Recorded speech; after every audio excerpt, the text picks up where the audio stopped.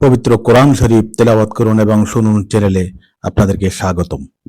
একটা প্রশ্ন কাগজে লিখেছেন, শবে বরাতে হালুয়া রুটি খাওয়া কি জায়েজ?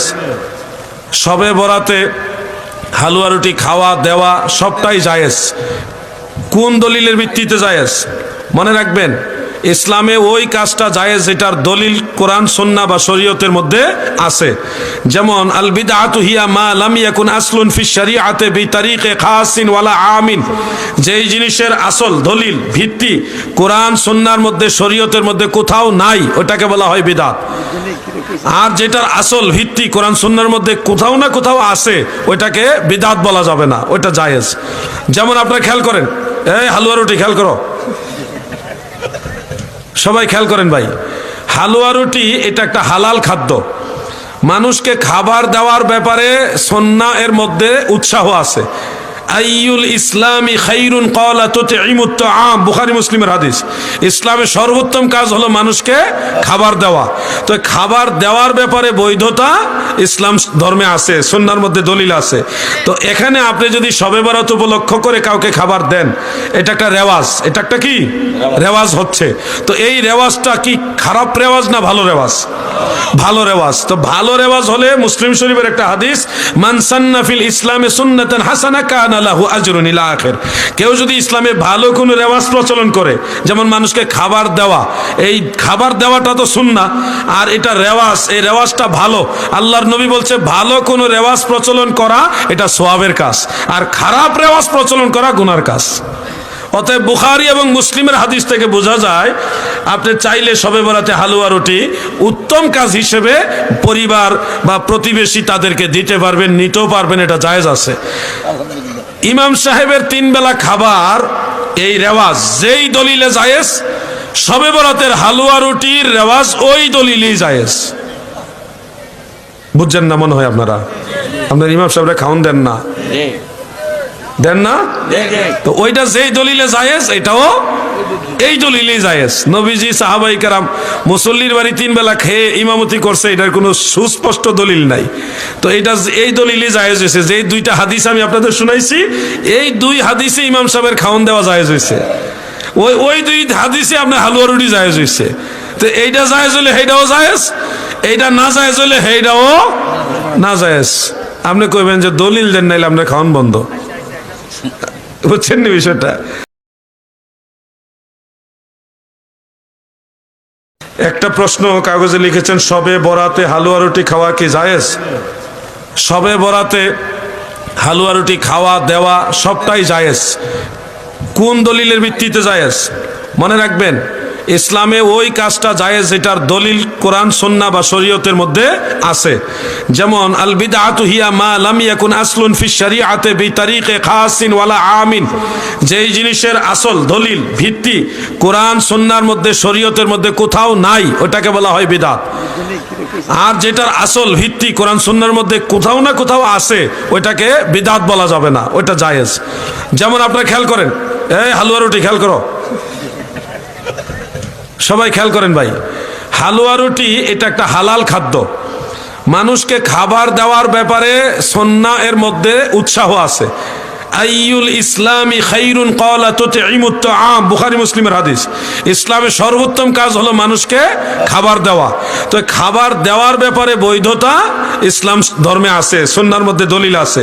তো এখানে আপনি যদি শবে বরাত উপলক্ষ করে কাউকে খাবার দেন, এটা একটা রেওয়াজ। এটা একটা কি রেওয়াজ হচ্ছে। তো এই রেওয়াজটা কি খারাপ রেওয়াজ না ভালো রেওয়াজ?